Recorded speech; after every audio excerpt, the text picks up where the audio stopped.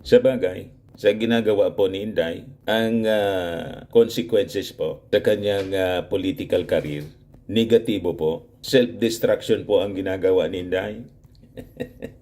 Wala kasi niya Mr. Maravillas na ginagawa na masyado si Inday kasi nag-resign na sa DepEd. Ito naman po yung bago naming product na binibenta online. iGlow Serum, whitening po siya. Tingnan ninyo yung epekto sa aking anak na architect before and now. Yung mga inquiries po ninyo, dumiretso na lang kayo sa kanyang Facebook account, Riz Maravillas. Maging yung mga young guns ng Congress, mga kababayan, hindi nagustuhan yung self-appointment ni Inday bilang designated survivor. Na ang ibig sabihin, pag may nangyaring masama sa ating Pangulong Bongbong Marcos, take over agad siya. Lumabas talaga niya Mr. Maravillas na naglalaway si Inday. Laway na mga kababayan si Inday. Kahit sa sinasabing pa-joke-joke niya, nasabi ng mga congressmen, in bad taste niya. Yun ang unang sinabi po ni Congressman Chua ng Manila. Ngayon, yung ibang mga congressmen po, hindi nakatiis. Sunod-sunod po na nagpalabas ng kanilang condemnation. Ayan po si Inday, mga kababayan. Excited masyado na to make over. Kaya sabi ng mga yanggan sa Congress, yung designated survivor anyang joke ni Inday, inappropriate, reckless. Itong yanggans, yung mga mas bata pa kay Inday, mga kababayan na mga congressmen, mga nasa 20s lang, 30s. Pero kung mag-isip, lumalabas, mas mature pa kay Inday. Ito po mga kababayan yung sabi ng ating mga batang congressmen. Sabi dito sa balita ng Manila Bulletin. In a joint statement kahapon, the lawmakers questioned Duterte's statement given her status as Vice President in the potential impact of her words. Yung remarks niya ng Vice Presidente about being designated survivor are both inappropriate and reckless. Such rhetoric niya hints at scenarios that are alarming and baseless, sowing unnecessary fear among the public, sabi po ni Isabela 6th District Congressman Eno D. Tama po, kasi yung series niya mga kababayan sa Netflix, kahindik-hindik po ang senaryo na ipinapakita. Sabi nga ng ibang mga critics po, tingin nila it is a veiled threat, pagbabanta mga kababayan, na idinaan lang po sa pa-joke-joke ni Inday. Pag inanalyze po natin, tama yung mga sinasabi ng ating mga congressmen at ng mga critics. Kasi po unang-una, lantaran ang pagbabanta ng kanyang pamilya. Yung tatay niya mismo at ang kanyang kapatid, nagbabanta na patalsikin yung ating Pangulong Bongbong Marcos. Open na open yung kanilang mga statements sa nausog, rallies na kanila pong ginagawa.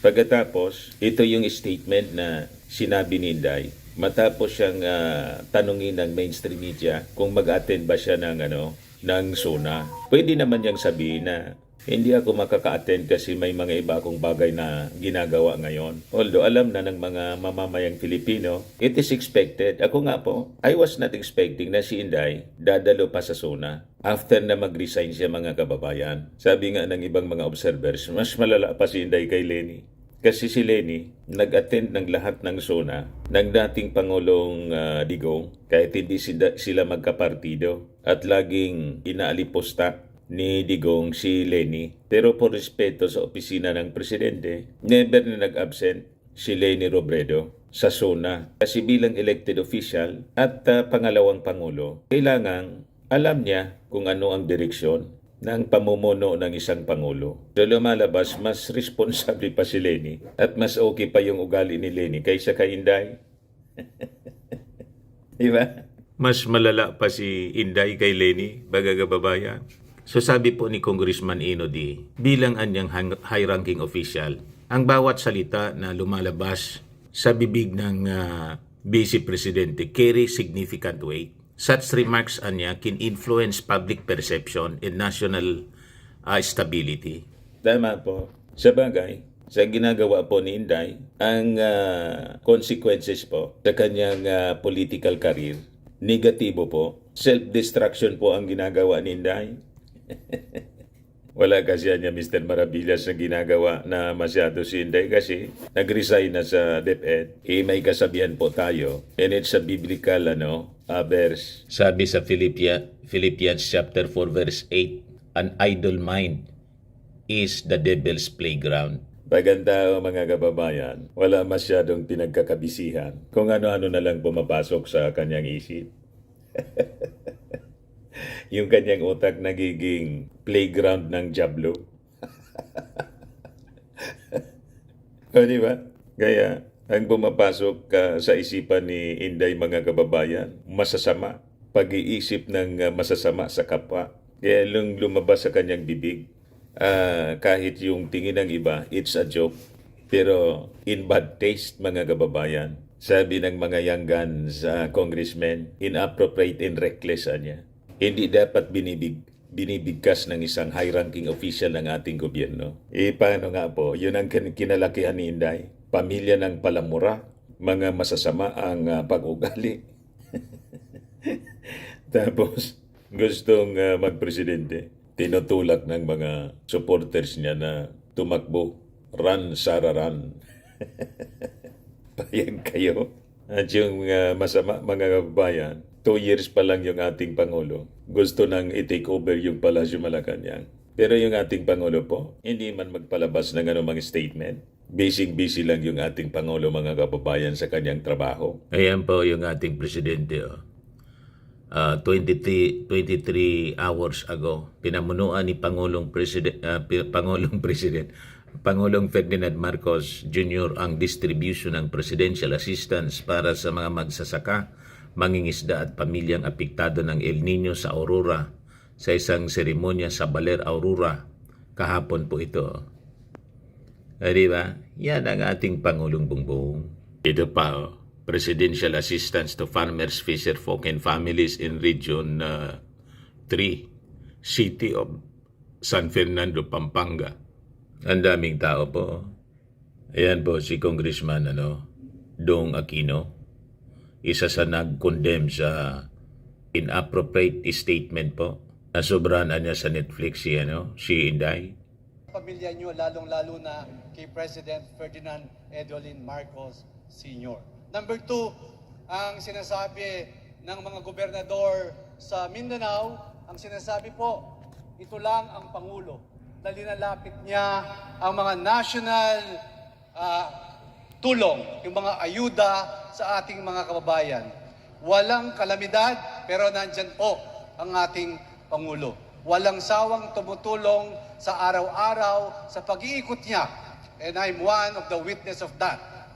Number 3, Mr. President, nagpapasalamat po kami na this is not a political campaign. Ang sabi nga po ng aking speaker, na Speaker Martin Romualdez Marcos, this is not a campaign, but this is a campaign para sa ating mga magsasaka kung paano maiangat ang kanilang kabuhayan, kampanya para sa kahirapan ng bawat Pilipino. Mabuhay ang bagong Pilipinas. Maraming salamat po. Kita ninyo, tuwang-tuwa yung ating mga congressmen kasi nag-iikot sa buong Pilipinas. Ang ating Pangulong Bongbong Marcos, kahit sinisiraan ng pamilya Duterte, wala kang marinig. Sige lang po ang trabaho, habang si Inday po kung ano-anong pinagsasabi. Yes, sabi po ni One Rider Party List Representative Rods Gutierrez, Duterte's attempt at humor niya is uncalled for because it could undermine the seriousness of the upcoming SONA. While obviously intended as a joke, it is quite inappropriate niya. The SONA is a serious event where we address the nation's most pressing issues, and such comments taken out of context undermine its significance and fuel speculation. Sabi naman po ni Danao del Sur, 1st District Congressman Sia Alonto Adjong, jokes about national security niya and presidential succession are simply no laughing matter. The Vice President should be setting an example of leadership and responsibility, not creating unnecessary panic. Pagkita ninyo, this disqualifies an Inday Sara, mga kababayan, sa pagiging presidential candidate in 2028 sa pag-display niya ng kanyang pag-uugali, mga kababayan. Unpresidential masyado. Hindi pwede po na mag-occupy ng top position. Napaka-immature, napaka-insensitive. Sabi nga ng ibang mga observer, parang niyang kailangan ni Inday na sa ilalim sa psychiatric examination. Parang may problema sa pag-iisip si Inday. Maybe hindi na palaki ng tama ng kanyang tatay, ng kanyang nanay, mga kababayan. Kasi galing siya sa broken family. Hindi na palaki ng tama ni Digong. Yun lang na statement niya na pinopoint niya itong parang piklat niya dito na may nag-attempt daw sa kanyang magurgor. Pagkatapos nang tanungin kung sino, silang lahat niya. Para nang may sayad. Tapos ngayon, parang konektado yung kanyang statement doon. Kaya sabi ng iba, mulaan niya sa statement na gorgor. Ngayon, gorgor designated survivor. You see, sabi ko nga, kung ito ay scripted ng kanyang political handler, I think yung kanyang political handler, mga kababayan, ang intention hindi para gumanda yung kanyang imahe, kundi para mag-self-destruction na. Mali yata yung nakuha ni Inday na political handler. Pang self-destruction po. Sabi ni Sina Shrek, when we don't put the brakes on our self-absorption, we have nothing stopping us from total self-destruction. We become the fruits of our actions. Yun ang ginagawa ni Inday. Bunga siya ng ganyang sariling mga aksyon. Nagsi-self-destruct siya. Ituloy mo lang. Sigurado, ang direksyon ni Inday, mga kababayan, parehas ng sasapitin ni parehas ng sinapit ni Leni Robredo. Diba? Sabi ni Davao Oriental 2nd District Representative Chino Miguel Armario, yung ating mga leaders tulad ni Vice President Inday, should choose their words carefully. As the Vice President, it is assumed that every statement she makes carries significant weight and results from careful consideration. When she makes such remarks, it prompts us to ask, what message is she trying to convey? Is she attempting to influence public opinion, divert attention from critical issues, or create controversy? Sabi naman po ni La Union 1st District Representative Paulo Ortega, the 5th, likewise underscored remarks that are framed in such a dramatic and fear-inducing manner become a disservice to public service and solidarity. It is imperative that our leaders demonstrate resolve and composure, especially during national events. Sabi naman po ni Ako Bicol Party List Representative Jill Bungalon, he urged government officials to focus on collective progress instead of so-called theatrics. Our focus should be on the collective efforts to move the country forward, not on distracting theatrics. The Filipino people deserve better from their leaders, sabi po ni Bungalon. Sayang ng pasweldo kay Inday po. Tama? Sabi naman po ni Congressman Dong Gonzales, yung kaninang narinig ninyong nag-speech doon sa Pampanga. Tigilan dapat ni Inday ang sobrang panonood ng Netflix. There's no such thing as designated survivor dito sa ating bansa. Is she spending too much time watching Netflix? Sabi po ni Dong Gonzales. She better read our Constitution. It's clear as sunlight, sabi po niya. She should be more circumspect and responsible in her utterances owing to her title in high office that she represents. Hindi mo bagay? Dapat balik na lang si Inday po sa Davao. Doon, accepted siya, mga kababayan, ng mga Davaoeños kasi nasanay na sa ugali nila. Pero yung buong Pilipinas po, hindi maaari. Nagkakalat lang po si Inday sa buong Pilipinas at nakakahiya sa buong mundo. We have this kind of Vice President, immature po, childish. Kaya ang na-trigger masyado si Trillanes po. Sabi ni Trillanes, it's time to impeach this crazy woman.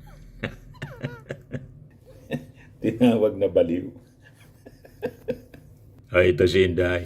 Mga kababayan, sabi ng post ng Voice of Millennials, page ito ng mga dilawan. Si Inday basang-basa sa ulan. Pumunta sa City of Naga sa Cebu sa National Festival Talents. Sabi dito sa post, pwede naman siya sumilong o gumamit ng payong pero gusto niya lang magpabasa sa ulan kasi gusto niya more drama. Kadrama ni Inday Fiona. Uy! Mana kay Lenny po, pero mas malala kay Lenny. Si Lenny noon, mga kababayan, naglalakad ng nakapaa sa pilapil, sa rice field, sa pilapil po. Siya lang yung nakapaa. Yung mga kasama niya, lahat naka-shoes.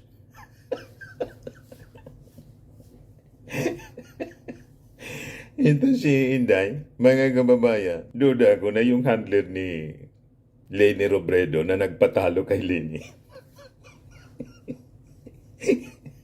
Yun din ang political handler ni Inday, mga kababayan. Nga. Tama nga. Pwede naman dinamay pa yung mga bodyguards niya. Pwede naman isa sa mga bodyguards niya o siya mismo magdala ng payong. Talagang nagpaulan. Talagang may problema po. Hindi natural. yung kanyang mga ginagawa po, parang si Maruhas, nagpaulan habang nagta-traffic.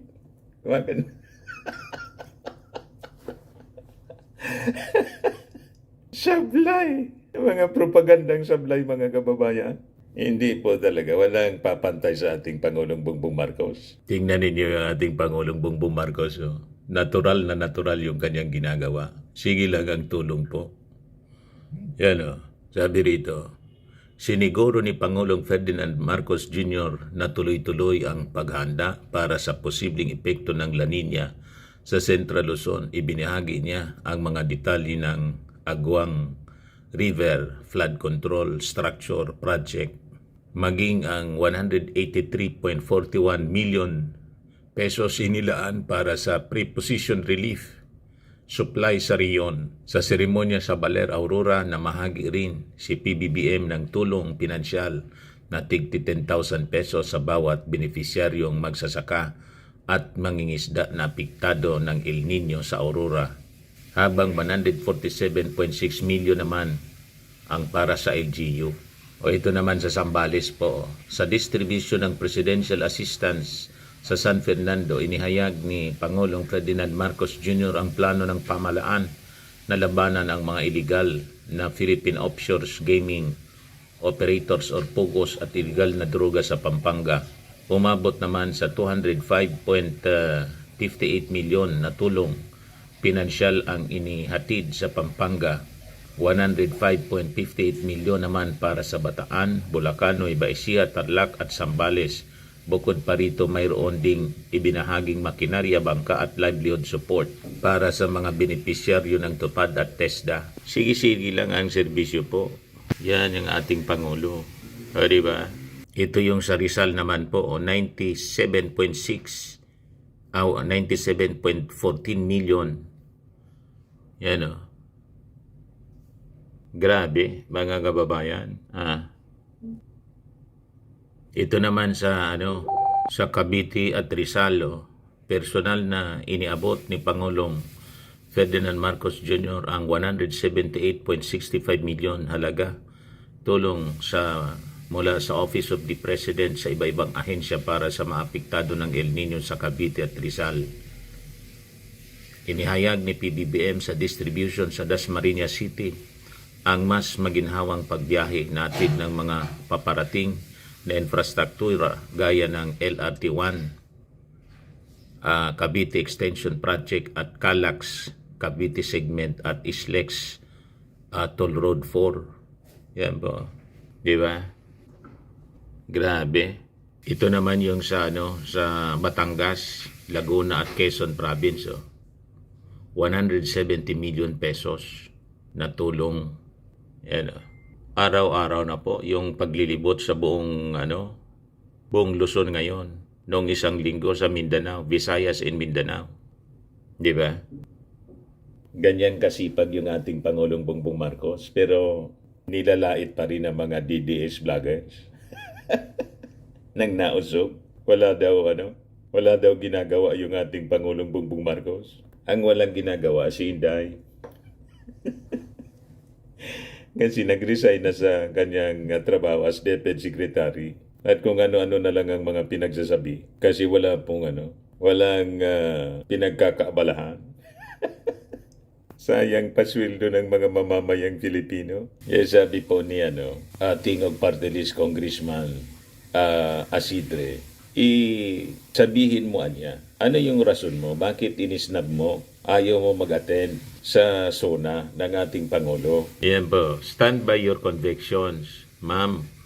Asidre dares VP Duterte to be real reason for SONA snub. Ano ba talaga niya ang rason mo? It would be better niya, sabi ni Asidre, for the Vice President to just come clean.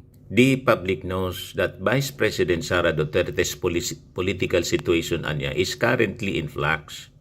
She has recently distanced herself from the unit team with the President Ferdinand Bongbong Marcos Jr. and resigned from her position as DepEd Secretary. Something is going on.